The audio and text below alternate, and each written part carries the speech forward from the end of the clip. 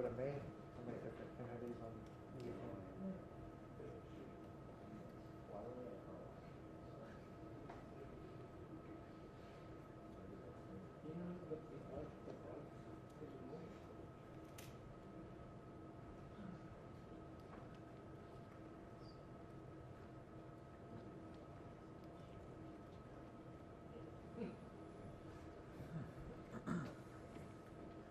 Good.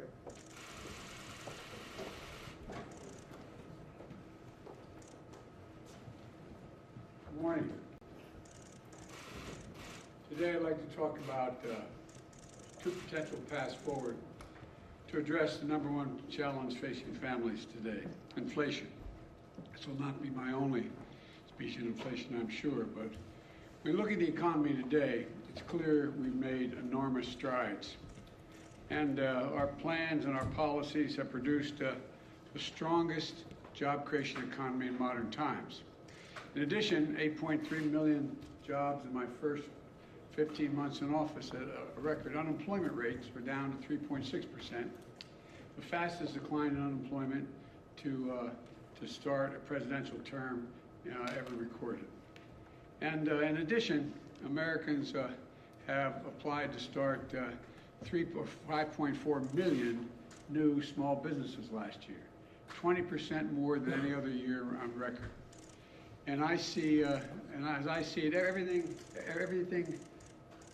across the country is, as I go across the country, our economy has gone from being on the mend to on the move. But for every worker I met who's gained a little bit of breathing room to seek out a better paying job, for every entrepreneur who's gained the confidence to pursue their small business dreams, I know the families all across America are hurting because of inflation. I understand what it feels like. I come from a family where when the price of gas or food went up, we felt it. It was a discussion at the kitchen table. I want every American to know that I'm taking inflation very seriously, and it's my top domestic priority. And I'm here today to talk about solutions, and there's going to be more we're going to have to talk about as well. But first, I want us to be crystal clear about the problem. There are two leading causes of inflation we're seeing today. The first cause of inflation is a once-in-a-century pandemic. Not only did it shut down our global economy, it threw the supply chains and demand completely out of whack, especially in countries where more effective recovery responses weren't available, especially in those sectors that rely on semiconductors. These supply challenges have been further hampered by the onset of Delta and Omicron viruses. And you've all seen it, you've all felt it. And this year we have a second cause, Mr. Putin's war in Ukraine. We saw in March that 60% of inflation that month was due to price increases at the pump for gasoline. Putin's war has raised food prices as well, because Ukraine and Russia, two of the world's major bread baskets for wheat and corn, are essentially completely stalled. Ukraine has 20 million tons of grain in storage in silos right now. We're trying to figure out how to get out of the country to market, which would reduce prices around the world. Normally we'd have already begun to export them into the market, but it hasn't because of Putin's invasion. So we're working with our European partners to get this food out into the world so that it could help bring down prices. But it's difficult because, again, of Putin and the Russian invasion of Ukraine. And those two major contributors to inflation are both global in nature. That's why we're seeing historic inflation in countries all over the world. But here's the good news.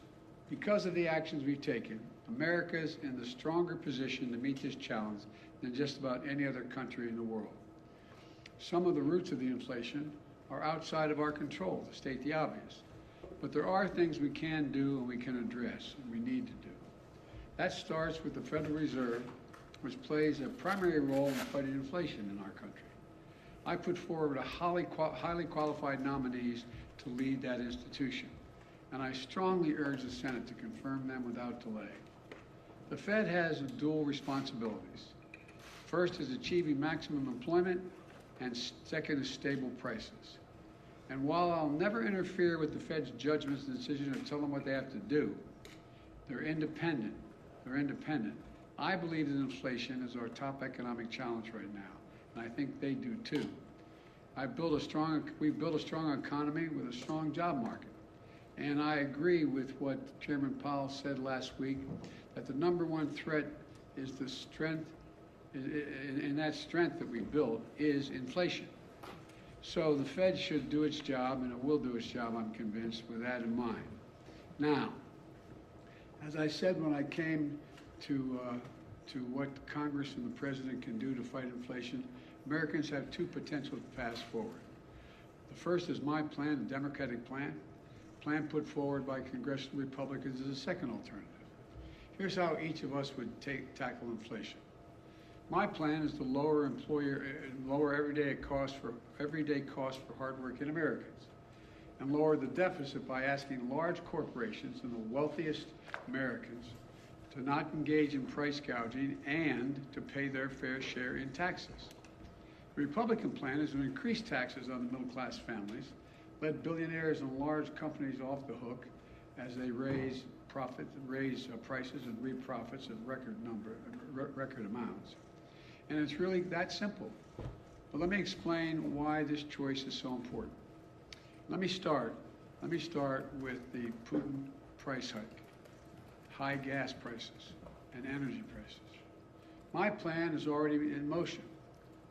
I led the world and other countries to join with us to coordinate the largest release of oil from our stockpiles of all the countries in history, 240 million barrels to boost global supply. Here at home, U.S. oil and gas production is approaching record levels. In fact, we produced more oil domestically in my first year in office than my predecessor did in his first year.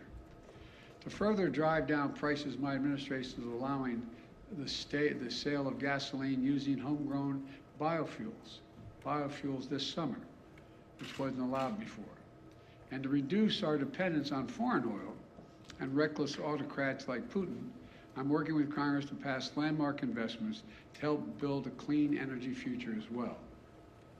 From tax credits for businesses to produce renewable energy, to tax credits for families to make their homes more energy efficient.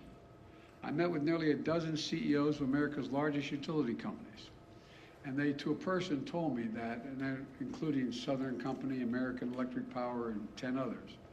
They confirmed that if we pass the investments I'm talking about, will immediately lower families' utility bills by as much as $500 a year, according to their one estimate. That's by they're going to make their homes more secure in terms of heat not getting out and air conditioning not escaping because they have good insulation. Now, what's the congressional Republican plan with respect to energy? First of all, their plan is to give oil companies a free pass. For example, right now oil companies are sitting on 9,000 unused leases, oil leases, which are the property of the federal government, on the property of the federal government. Under my plan, they would have to pay taxes, and if they don't use those leases to produce more oil, they just can't sit on it. Unlike under the Republican plan, they'd be allowed to continue to sit on this land without producing while shipping record profits back to their investors. The fact is, the average cost of a barrel of oil has been steady for weeks. So why do gas prices keep going up so high? Republicans have offered plenty of blame, but not a single solution to actually bring down the energy prices. You know, we have no plan. They have no plan to bring down energy prices today. No plan to get us to a cleaner, energy independent future tomorrow. So in the future, American families are no longer subject to the whims of dictators halfway around the world. The next thing is, let's compare our plans when it comes to lowering everyday cost. My plan is to make concrete, common sense steps to bring down the biggest expenses that families are facing. Let's take drug prices. My plan will let Medicare negotiate prices for prescription drugs, like they do with the Department of with the military as it relates to what the administration is able to negotiate for prices for military. The cap, and I also call for a cap on the price of insulin, which 200,000 American children rely on because they have type 2 diabetes at $35 a month. Costs $10 to make the insulin. They make a significant profit instead of the average price of about $640 a month. Think of the difference it will make in millions of American families, like the family I met with in Virginia about 3 weeks ago, struggling every day, every single month to afford their son's insulin. And on this and other issues, I've laid out specific proposals to Congress to bring down the cost of the everyday cost many American families face. And that's in addition to the work my administration has already done to lower prices. Another reason why prices are up for products people need relates to whether or not the manufacturer has access to all the materials they need to build a product. Think of the materials you need to build a house. If you can't get the materials from the ship to shore, from the shore to the home, the prices are going to go up. That's why we brought labor and industry together on the West Coast to improve operations at the ports, to speed up the transfer of products from abroad to shore, from shore to the location where they're going to be used, so that those products can move more quickly and cheaply. We haven't had enough truckers, for example, to deliver the lumber or other goods. That's why we are executing a plan to get more truckers on the job. It reduces the time it takes to move the goods quickly. Another problem we face is in some industries, there isn't enough competition. And I've often said that capitalism without competition isn't capitalism, it's exploitation. So we're promoting competition for everything from internet services to meat processing. We basically have 4 meat processors in the whole country. They process the meat that goes into the hamburgers you buy. So they set the price. When there's no competition, they can set the price higher and higher. So we're helping smaller companies get into the game to compete and help bring down the overall prices. The bottom line is easing these bottlenecks and making our supply chains more secure is a major focus of my economic strategy. So things move more quickly. Prices go down, not up. You know, some parts of my plan I've been able to get done on my own. I mean, just without congressional approval. Some parts are being held up by Congress. But all of my plan is focused on lowering costs for the average family in America, to give them just a little bit of breathing room. Now, what's the congressional Republican plan? They don't want to solve inflation by lowering your costs. They want to solve it by raising your taxes and lowering your income. I happen to think it's a good thing when American families have a little more money in their pockets at the end of the month. But the Republicans in Congress don't seem to think so. Their plan has actually made working families, it's going to make working families poorer. You don't have to take my word for it. It's in writing. They've made their intentions perfectly clear. Senator Rick Scott, Wisconsin, a member of the Senate Republican leadership, laid it all out in a plan. It's the ultra-MAGA agenda. Their plan is to raise taxes on 75 million American families, over 95% of whom make less than $100,000 a year total income. The average tax increase would be about $1,500 per family. They've got it backwards in my view. I proposed a minimum tax for billionaires. In recent years, the average billionaire has paid about 8% in federal taxes. Congressional Republicans have proposed increasing taxes on teachers and firefighters. 55% of the largest corporations paid net zero in federal taxes in 2020 on $40 million profits. It just isn't right. That's why I proposed a minimum tax for corporations. Their plan would also raise taxes on 82% of small business owners making less than $50,000 a year. But it would do nothing to help to hold big corporations and companies accountable. Think about it. Republicans in Congress are so deeply committed to protecting big corporations and CEOs that they would rather see taxes on working American families and try to depress their wages to take on inflation. Never mind the fact that many of these companies are recording record profit margins, even as they raise prices record amounts. Look, you've heard me say it before, I'm a capitalist. I'm not out to punish anybody. I have no problem with companies getting and generating reasonable profits.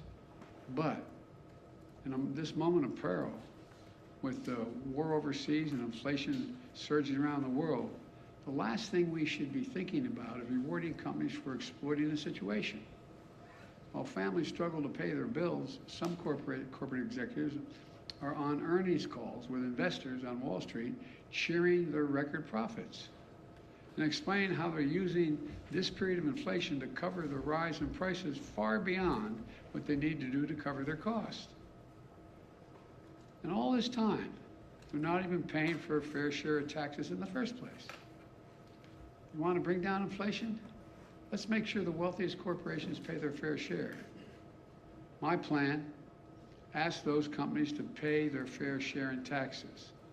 Congressional Republican plan, let them off scot-free. And if you weren't extreme enough in the Congressional Republican agenda, they put it in writing. It also calls on Congress to put Social Security, Medicare, and Medicaid on the chopping block every 5 years. Now, if I hadn't seen it in writing, I think somebody's making this up. Their proposal is every 5 years, all those programs would cease unless they're re-voted, that the Congress comes along and says, yeah, we want to keep these plans, affirmatively voting for them. Well, imagine the changes are going to take place then, man. Imagine all the bargaining that's going to take place. You Democrats want to maintain Social Security, you got to give up such and such. Look, I want to give Medicare the power to negotiate drug prices, to make it stronger and lower your cost. Republicans kind of want to make, and Congress want to make Medicare's very existence up for vote over and over again, along with Social Security and Medicaid. Really, ask yourself, how well are we going to sleep at night knowing that every 5 years, MAGA Republicans, if they're still the Republican, this, as I said, this is not your father's Republican Party, if we're going to have to vote on whether you will have Social Security, Medicare, Medicaid, and what amounts you'll have in each of those programs. You know what they're likely to do? Use them as hostages every 5 years to get their way on other things. Think about it. Give us another tax cut for billionaires or Social Security gets it. Stop investing in clean energy, or we're gonna kiss your Medicare goodbye. It's outrageous. It's outrageous. I can't believe that the majority of Republicans buy on to Scott's plan, but that's a plan in writing, and he's in the leadership. Finally, let's do one more comparison. Let's compare our two plans when it comes to the deficit.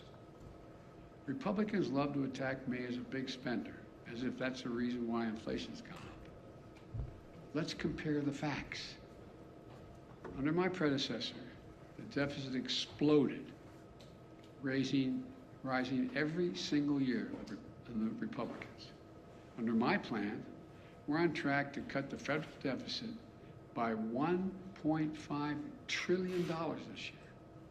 Let me say it again, $1.5 trillion by the end of this fiscal year. The biggest one-year decline in all of history for America. That's in addition to last year, we cut the budget $350 billion. The deficit, not the budget, the deficit, $350 billion. My Treasury Department is planning to pay down the national debt this quarter, which never happened under my predecessor. Not once. Not once.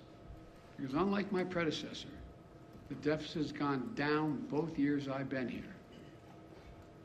That is not an abstraction. It matters. It matters to families because reducing the deficit is one of the main ways we can ease inflationary pressures. Look, the bottom line is this. Americans have a choice right now between two paths reflecting two very different sets of values. My plan attacks inflation, and grows the economy by lowering costs for working families, giving workers well-deserved raises, reducing the deficit by historic levels, and making big corporations and the very wealthiest Americans pay their fair share. The other path is the Ultra MAGA plan put forward by congressional Republicans to raise taxes on working families, lower the income of American workers, threaten sacred programs Americans count on like Social Security, Medicare, and Medicaid, and give break after break to big corporations and billionaires, just like they did the last time they were in power, when their top priority was the reckless $2 trillion tax cut, majority of that going to the very wealthiest Americans, which ballooned the deficit and not a penny of it was paid for. Look, I know you gotta be frustrated. I know. I can taste it. Frustrated by high prices, by gridlock in Congress, by the time it takes to get anything done. Believe me, I understand the frustration. But the fact is, congressional Republicans, not all of them, but the mega Republicans are counting on you to be as frustrated by the pace of progress, which they've done everything they can to slow down, that will hand power over to them and enact, so they can enact their extreme agenda. Look at their agenda. We'll put up on a webpage somewhere, I think I can do this, the Scott Plan. It's in writing. We need a government focused on what families actually need. So I urge all Americans to think about the path I've laid forward. We're gonna have to do more beyond what I laid forward. But then think about the Republicans in Congress are actually proposing. Which path is right for you and for your family, and quite frankly, for America? Let's build on the extraordinary process and progress we've made instead of tearing it down. Let's focus on what matters. This really matters to average Americans. I want to thank you all. God bless you, and may God protect our troops. Mr. President,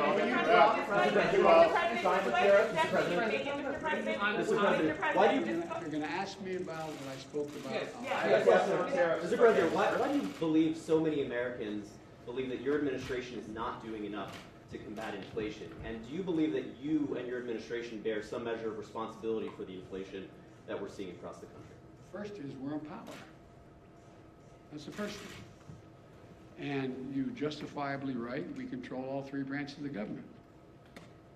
Well, we don't really. We have 50-50 in the Senate. You need 60 votes to get major things done. I've been pushing the things I've been proposing here, and you've heard me speak to today since I got in office. And I need to get 60 votes to be able to even pass it, number one. Number two, I think that, they're not focused. All they're focused on, understandably, is the problem they're facing. They get a 5.5% raise, an average raise in their salaries, and yet inflation exceeds that. And they look around the world, and they know that a lot of it's extremely complicated. And so they're frustrated, and I don't blame them. I really don't blame them. There's a lot we have to do. But you know as well, I shouldn't say you, I think what I have to do is explain in simple, straightforward language what's going on. Like, the reason why 30% of the inflation last year is because automobiles cost more. Why'd they cost more? They couldn't get the computer chips to make them. People were making a lot more money. They wanted to buy the automobiles, they couldn't buy them because the costs went up so high because there were so few of them. The same way this year. The same way this year, the reason why prices are up. They understand, but they don't. Look, most people,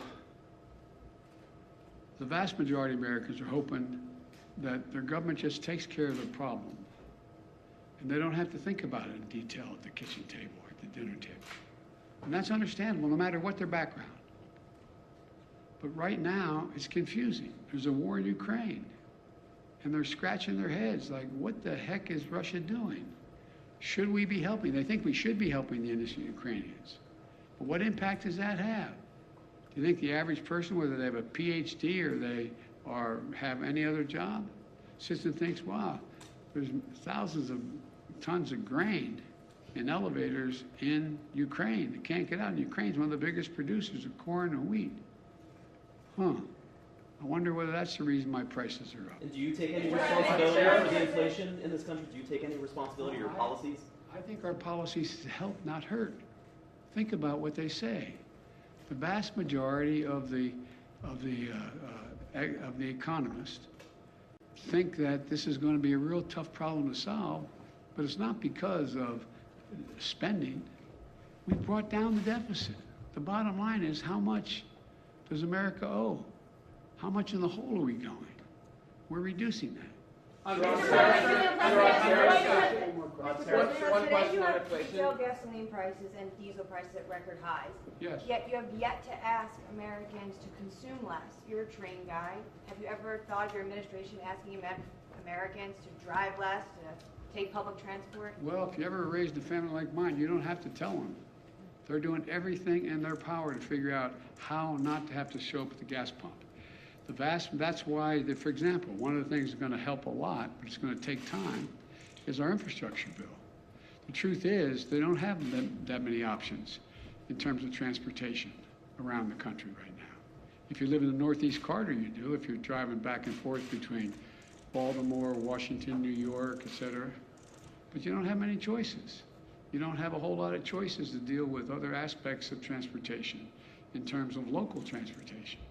And so what happens is, and unless they're electric, we find ourselves the cost of flying, buying a ticket on a plane costs more because of gas prices. So this is a process.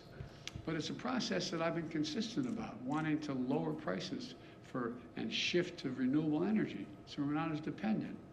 I have conversations almost every day. Well, that's an exaggeration. At least twice a week with one of my European counterparts, heads of state, on how can we help them, in fact, wean themselves off of Russian oil because they're so totally dependent. So we're working like the devil to help them transition, because as long as Russia's able to make money selling oil, they're going to continue to be able to do the bad things they're doing. So there's a lot. It's really complicated. I'm not suggesting American people can't understand it. They understand it, but they have, they're working 8-10 hours a day just to put food on the table.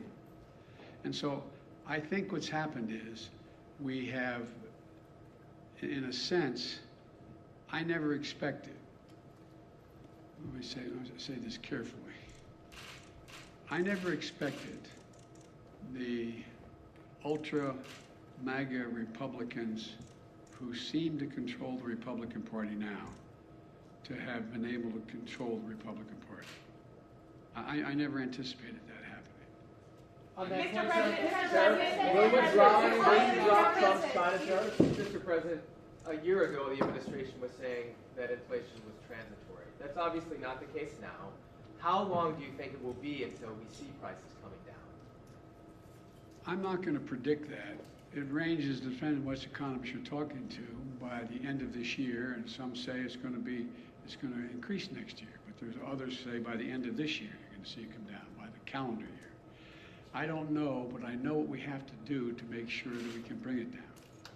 Mr. China President, tariffs? Will you drop Trump's China Do you tariffs? support any restrictions on abortion, or what limits do you believe I'm there not should gonna be, as respond to the anything Senate is because I stating want now? the story to be about inflation. On China tariffs? You called out Mr. Rick President? Scott. You called out Rick Scott a little while ago in your remarks. Earlier today, anticipating your remarks, he said, and I'm just quoting here, that the best thing, most effective thing Joe Biden can do to solve the inflation crisis he created is resign. He's the problem. The senator added later, Joe Biden is unwell, he's unfit for office, he's incoherent, incapacitated, and confused. These are his words. Offering you a chance to respond to them. I think the man has a problem. Can I ask you Let's wrap this up. Will you drop former President Trump's China tariffs? We're discussing that right now. We're looking at what would have the most To positive lower them or impact. to erase them? No, I didn't say that. I'm asking. I'm telling you, we're discussing it, and no decision has been made on it. Mr. Thank you, President, Brown. That's enough. Thank Mr. you, guys. President, That's a how wrap. long should Americans be Thank you prepared all. to pay this Thank you. much at the pump? Are you concerned about a All right, guys, recession, let's move Mr. out. President?